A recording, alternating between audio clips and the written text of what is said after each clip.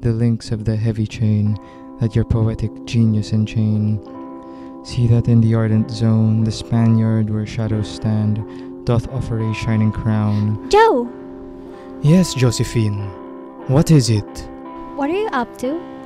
I'm just reading an old poem I wrote back in my college days. I stumbled upon it again yesterday. What's it called? A la Juventud Filipina, to the Filipino youth. May I read it? Sure. Unfold, O timid flower, lift up your radiant brow. This day, youth of my native strand, your abounding talents show. Resplendently and grand, fair hope of my motherland. Soar high, O genius great, and with noble thoughts fill their mind, the honor's glorious seat. May their virgin mind fly and find more rapidly than the wind. Descend with the pleasing light of the arts and sciences to the plain, O youth, and break forth right the links of the heavy chain that your poetic genius enchain. See that in the ardent zone, the Spaniard where shadows stand, doth offer a shining crown with wise and merciful hand to the son of this Indian land. You who heavenward rise on wings of your rich fantasy, seek in the Olympian skies the tenderest poesy, more sweet than divine honey. You of a heavenly harmony, on a calm unperturbed night, Philomel's match in melody, that in varied symphony, dissipate man's sorrow's blight. You at the impulse of your mind, the hard rock animate, and your mind with great power consign, transform into a myrtle state, the pure memory of genius great. And you who with magic brush, on canvas plain capture, the varied charm of Phoebus, loved by the divine Apelles, and the mantle of nature. Run, for genius' sacred flame awaits the artist's crowning, spreading far and wide the fame, throughout the sphere proclaiming, with trumpet the mortal's name. O joyful, joyful day, the Almighty blessed be, who with loving eagerness sends you luck and happiness. So, what did you think, my love? Oh, it's beautiful, Joe. They're always beautiful.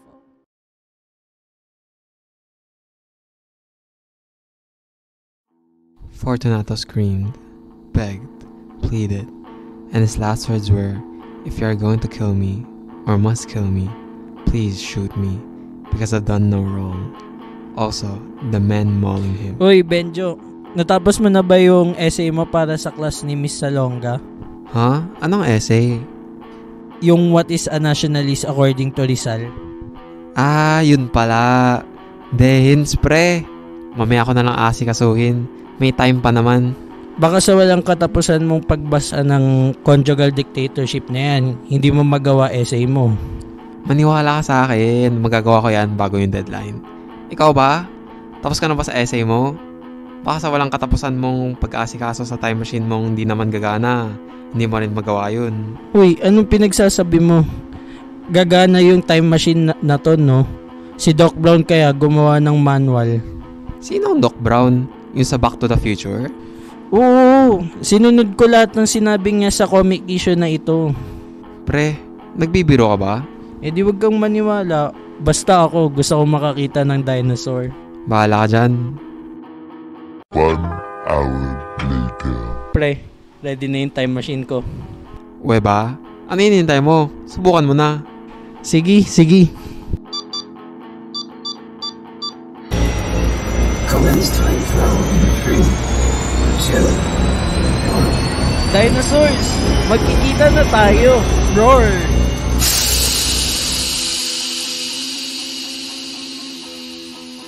Sabi ko sa'yo,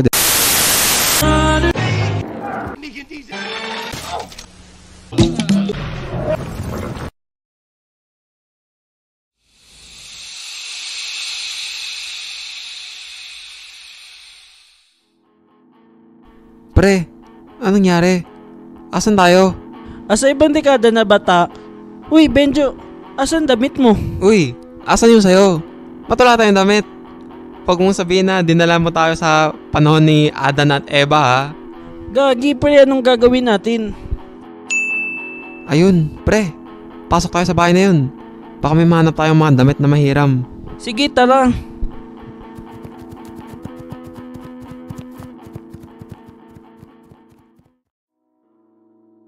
Gagi pre, buti nakahanap tayo ng masusuot. Oo nga eh, ang ganda pa ng mga nahanap natin. Sino kaya nakatira dito? Si Charlie Chaplin?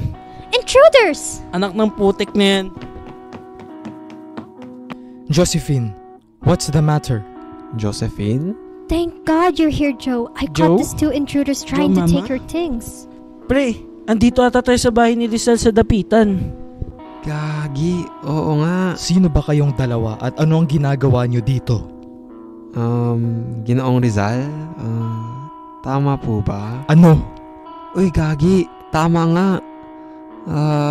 Pasensya na po. Nanakaw po ang aming damit kanina. Ng mga Kastila. Kinailangan po talaga namin maghanap ng masusuot dahil pupunta po kasi kami sa eskwela. Pasensya na po talaga. Ay Diyos mio. Hindi na ba talaga magiging maayos ang pagsasama natin sa mga Kastila na iyan? Pagdurusa, abuso, katiwalian, kawalan ng katarungan. Ganito na lang ba ang magiging kapalaran nating mga Pilipino? Ay, sige na. Sa inyo na ang mga damit na iyan. Sa panahon na ito, tayong mga Pilipino ay kinakailangang magtulungan. Uy, ayos! Libreng damit! Hoy, umayos ka. Salamat muli, Ginoong Rizal. Walang anuman. Ay, nananghalian na ba kayo? Baka nais nyo munang kumain bago umalis. Pagkain? Game! Game ako dyan! Sige lang! Hoy, respeto naman. Kanina ka pa. Hayaan mo na ang kaibigan mo. Mukhang nagugutom lang siya. Ako nga mismo ay nagugutom na rin. Halina't kumain na tayong apat. I'll go ahead and set up the table.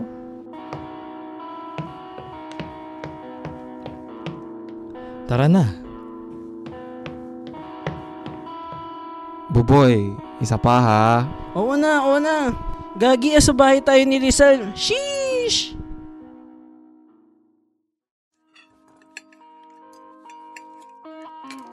How's the food, Joe?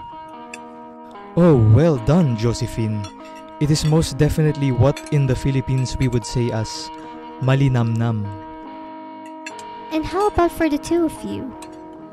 It's very delicious, Josephine. Thank you. Yes, yes. Very much like Gordon Ramsay. Hoy, Ano na naman? Well, I don't know who is this Gordon Ramsay you speak of, but I'm glad you think my cooking is delicious. Psst, Benjo. ano? Ngayon ang panahon para makakuha tayo ng perpektong marka sa essay natin. Ha? Yung what is a nationalist according to Rizal, nasa atin na ang lahat ng sagot ngayon. Gagi, oo nga. Magtanong ka na, dali. Sige, sige. Ginoong Rizal? Oh, May nais lang po sana akong tanungin. ano iyon? Para po ba sa iyo, ano po ang nasyonalismo? Bakit mo naman tinatanong? Wala lang po. Nais ko lang pong malaman dahil ika'y kilala sa pagiging makabayan mo. Total, sumikat ang dalawang mong nobela na nagbigay inspirasyon sa ating mga kababayan patungo sa pagsimula ng revolusyon laban sa mga Kastila, hindi ba? Mahal ko ang aking bayan, ngunit hindi ko ninais na magsimula ng revolusyon laban sa mga Kastila. Hindi pa tayo handa. Bakit mo pa sinulat yung mga nobela mo? Sa inyo pong mga kwento, kitang-kita po talaga na hindi kayo sang-ayon sa ginagawa ng mga Kastila sa mga Pilipino. Hindi talaga ako sang-ayon, ngunit ang ninanais kong pagbabago ay reforma sa sistema ng kanilang pamumuno, hindi revolusyon laban sa kanila. Nakita ko lamang ang kamalian, kaya may sinabi ako. Ngunit, patungo naman sa tanong mo na kung ano para sa akin ang nasyonalismo, kung nais mong malaman ang sagot, tumingin ka lamang sa iyong kapaligiran. Basta ang individual ay may naidadalang kontribusyon para sa kanyang amang bayan, sa kanyang mga gawain, maisasabi ko na siya ay may nasyonalismo. Katulad po ng mga sundalo, di ba? Tama, katulad ng mga sundalo. Lumalaban sila para sa kapayapaan ng amang bayan sa paraan ng paglahok sa digmaan. Iniiwanan nila ang kanilang mga minamahal na pamilya sa kanilang mga tirahan na walang kasiguraduhan kung sila ay makakabalik pa para lumaban sa isang madugo at mapanganib na larangan. Imbis na ang kanilang mga anak ang maibitbit araw-araw, armas ang dala ng kanilang mga pagod na kamay. Grabe talaga ang mga sinasakripisyo ng mga sundalo para sa bayan, no? Ganun pala ang nasyonalismo. Tama. Ngunit ang nasyonalismo ay hindi lang nagtatapos sa mga sundalo. Tignan mo naman yung mga magsasaka. Nasyonalismo po ang pagsasaka? Oo naman.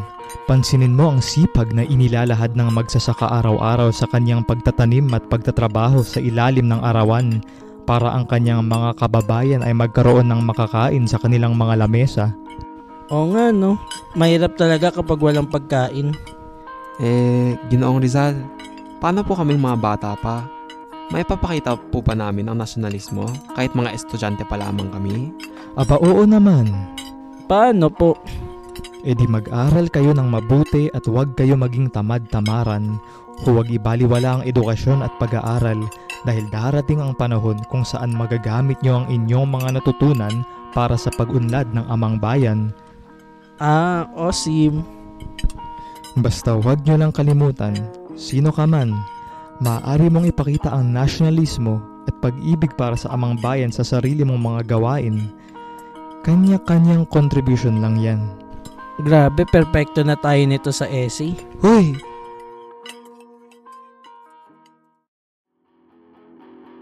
Gagi pre, ang angas naman nito. Gumana yung time machine. Nakausap pa natin si Rizal, pati si Josephine Bracken. May libre pa tayong pagkain, may libre pa tayong damit. Tapos magkaka-perfectong marka pa tayo sa essay natin. Di nga lang ako nakakita ng dinosaur eh. Pero okay lang. Ang angas pa rin kasi di talaga ako makapaniwala. Oo nga, sino naman ang makakaakala na makagawa ka talaga ng time machine? Grabe ka naman sa akin pre. Hindi ka ba naniniwala na kaya ko yun? Gagi, hindi mo nga malapitan yung crush mong si Jolene eh. Ba't ako maniniwala na kaya mong gumawa ng time machine? Takting yan, wala namang ganyanan pre. Tara na nga, umuwi na tayo. Nagmamadali ka lang kasi gusto mong makita si Jolene eh. Tama na!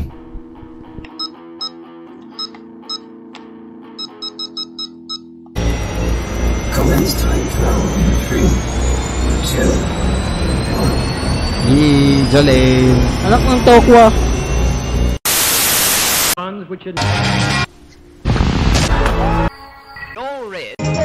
Patience with your own.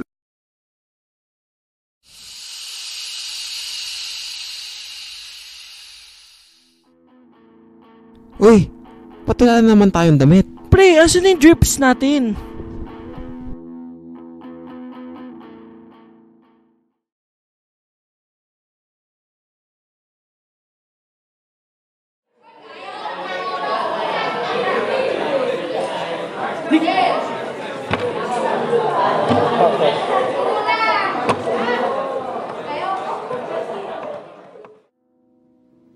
May mahaba pa tayong lesson ngayon.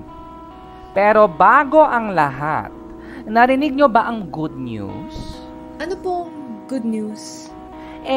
Ano pa ba? Nanalo na si Bongbong sa eleksyon. Panalo? Diba hindi pa po tapos yung bilangan? Technically, hindi pa tapos. Pero tignan nyo naman, masyado na siyang lamang. It's a landslide. Naku po, patay tayo dyan. Patay? Anong patay? Dapat maging masaya nga kayo eh. Tingnan nyo, noong panahon ni Ferdinand Marcos Sr., napakaganda ng Pilipinas. Golden Age daw. Halos parang Amerika tayo nun. Ayaw nyo ba yun? Maaring makabalik na ulit tayo sa Golden Age dahil Marcos na naman ang presidente natin. Pero ma'am, hindi po ba maraming pinapatay si Marcos noong Pangulo siya? Noong martial law? Hoy, Jasper, mag-ingat ka sa mga pinagsasabi mo ha? Alam kong dilawan ka pero hindi ka dapat nagsisinungaling. Sorry po ma'am. Umayos ka kung ayaw mong ipakita ko sa mga kaklase mo yung nakuha mong marka sa huling long quiz natin. Ma'am? Oh, ano yon Mr. De La Cruz? Ma'am, tama naman po yung sinabi ni Jasper. Marami po talagang pinapatay si Ferdinand Marcos Sr. noong martial law. Excuse me? Isa ka pa, Mr. De La Cruz. Sa pagkakaalam ko, dilawan ka rin, no? Ma'am, nakasulat po kasi sa conjugal dictatorship Conjugal dictatorship? Ayan ba yung pinapabasa kong libro sa inyo? Ano yan? Hindi ka nag-aaral, Mr. De La Cruz? Ma'am, pasensya na. May nakita lang kasi akong kamalian sa mga sinabi mo. Kaya may sinabi ako. Mga walang galang talaga. Sumasagot sa mas matanda. Pumunta ka ngayon sa principal's office. Akala mo mas magaling ka sa teacher eh.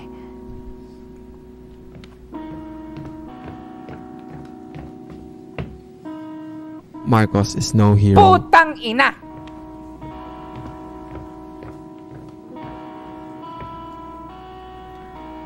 Oh, ano tinitingnan nyo?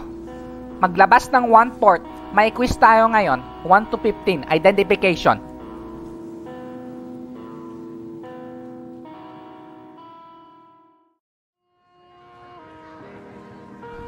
Gagi talaga si Miss Salonga.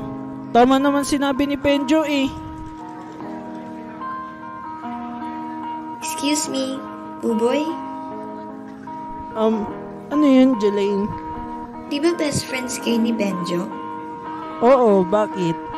Gusto ko kasi malaman kung totoo yung mga sinabi niya patungkol kay Marcos eh. Tatanungin ko sana kung may hiram ko yung librong binabasa niya. Nasa principal pa siya eh.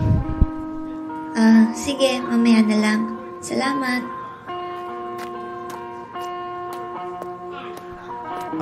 Jelaine? Ha? May kopya rin ako ng conjugal dictatorship sa bahay eh. Gusto mo ba mahiram yung akin? Sige ba? Dalhin mo bukas. Sige. Tapos, mahilig ka ba sa kwek-kwek? Oo naman. Inimerienda ko yung araw-araw. Ayos. Gusto mo bang magmerienda tayo ng kwek-kwek ngayon? Sagot ko. Sige ba? Tara. Narinig ko pala mahilig ka sa Back to the Future. Oo, ikaw ba? Oo naman. Paborito kasi ng mama ko noon.